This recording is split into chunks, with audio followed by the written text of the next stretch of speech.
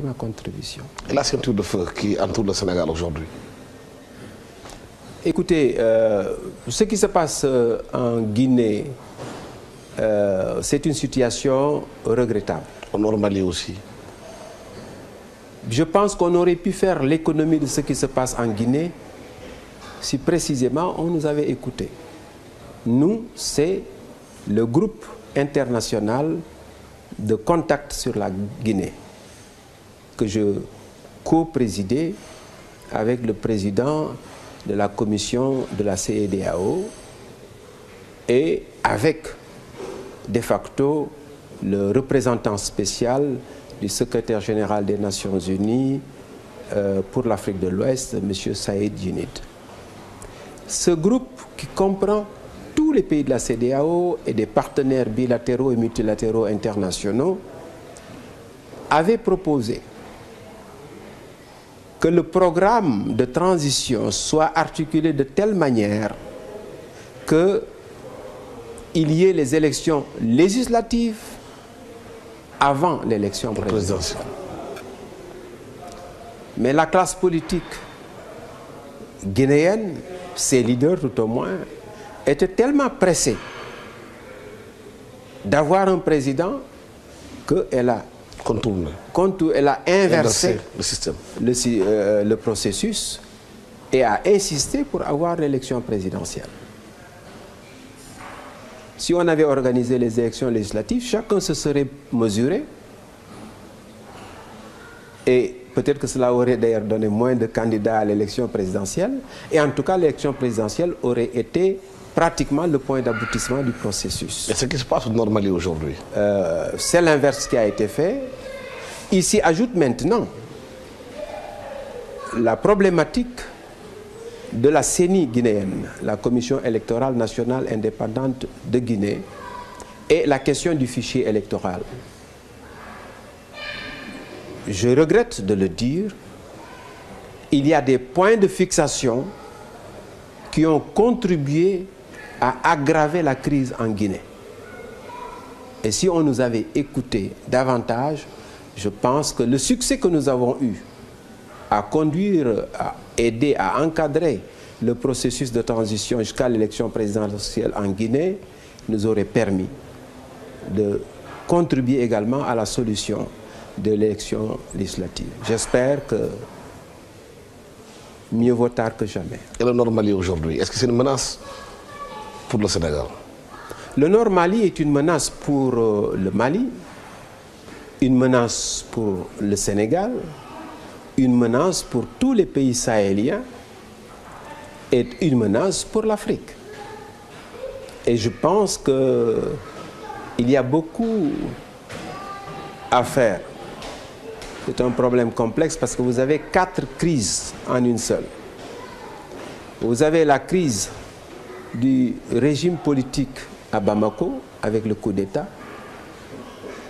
Vous avez la crise de l'administration territoriale du Nord Mali, puisque le gouvernement, depuis plus de 10 ans, a délaissé complètement cette région. Vous avez la crise liée à la révolte, au mouvement de révolte des Touaregs.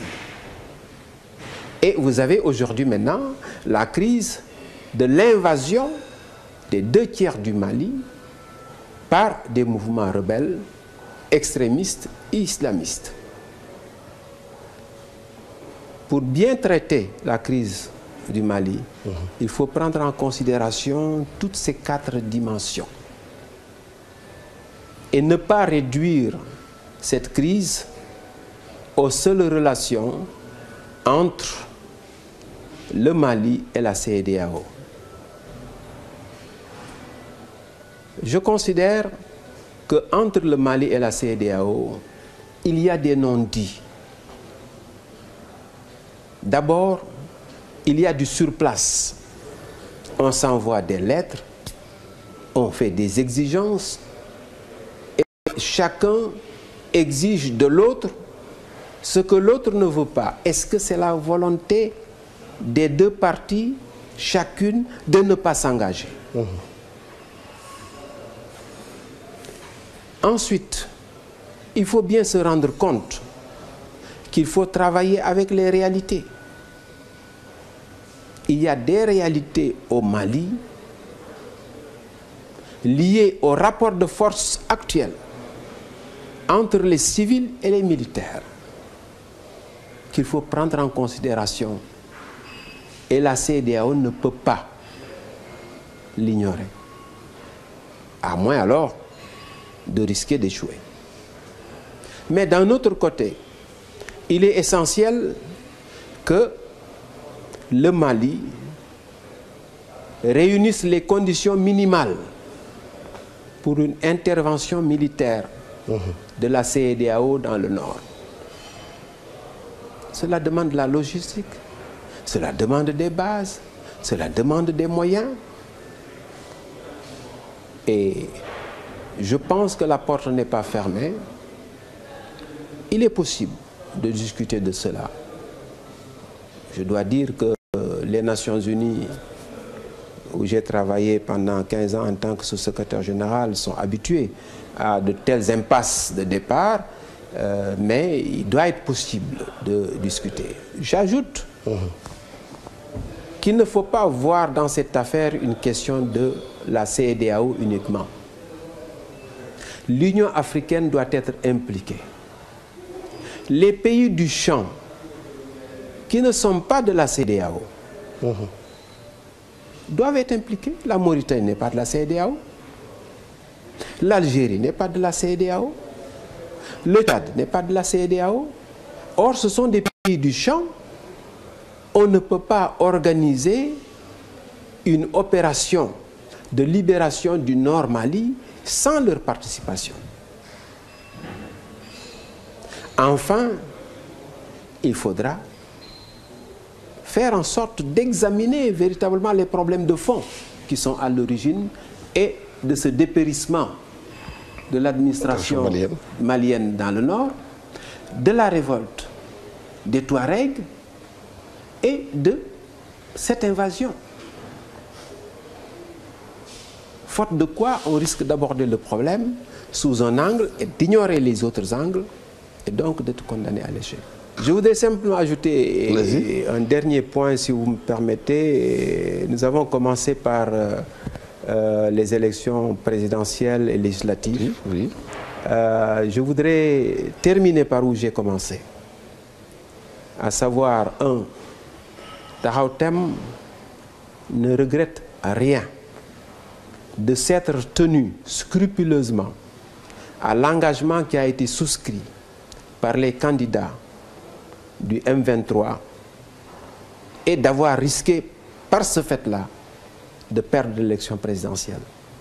Parce que pour nous, si nous invitons la population aux 4 R, dont la réhabilitation, dont un R qui veut dire réhabilitation des valeurs, nous préférons perdre une élection présidentielle que de nous renier en prenant un engagement que nous n'exécutons pas.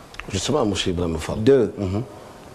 Je dois, pour cette raison-là, remercier encore une fois les Sénégalais qui nous ont fait confiance à l'intérieur du pays et à l'extérieur du pays.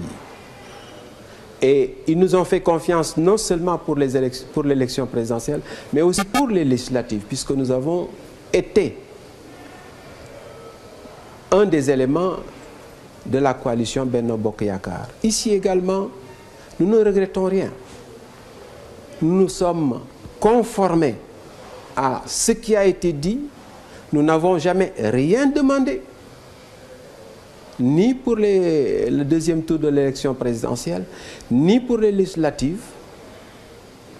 Et nous sommes heureux que sur cette base de la probité, sur cette base du respect de la parole donnée, sur cette base de désintéressement total au nom des intérêts supérieurs du pays, nous soyons arrivés à cette situation. Justement, M. Ibrahima Fall, il y a une image qui a beaucoup frappé les Sénégalais lors de cette présidentielle. C'est vous, à la part de l'indépendance, au milieu de grenades lacrymogènes, avec un masque à gaz.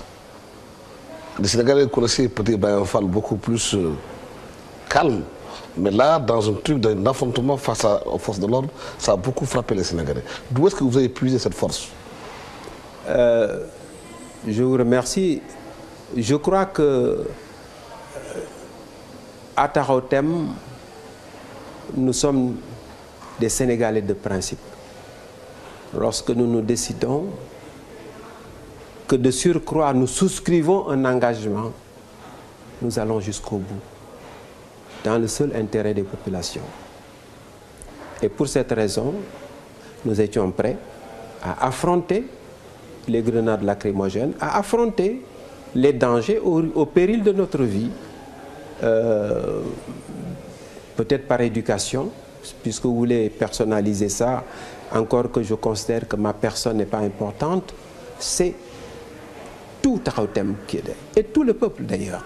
Parce que le 23 juin, ce n'est pas Taxawu Thème. Oui, mais pour quand même quelqu'un qui est ancien sous-secrétaire des Nations Unies, qui joue au médiateur dans la sous-région, être là, devant les bombes, devant les lacrymogènes, ça a joué beaucoup sur la conscience de beaucoup de Sénégalais.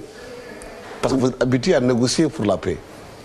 Nous avons épuisé toutes les possibilités de négociation.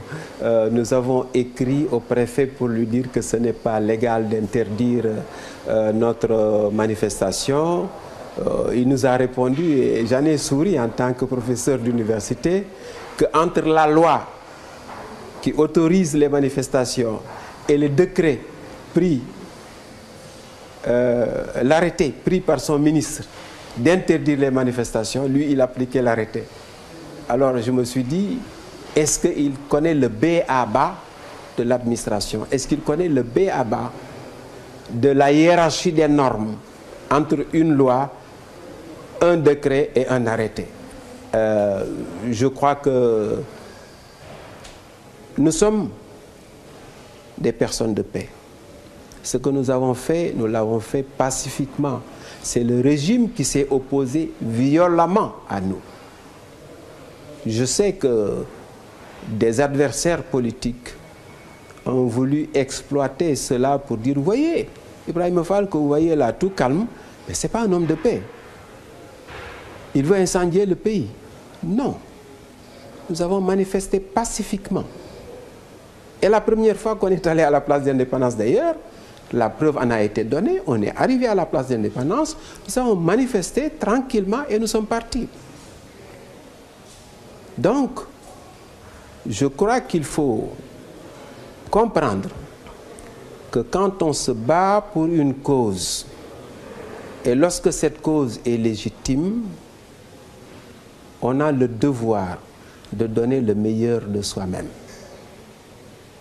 Vous savez, si je voulais mon confort, je ne me serais pas présenté à l'élection présidentielle. J'ai fait ma carrière nationale et internationale.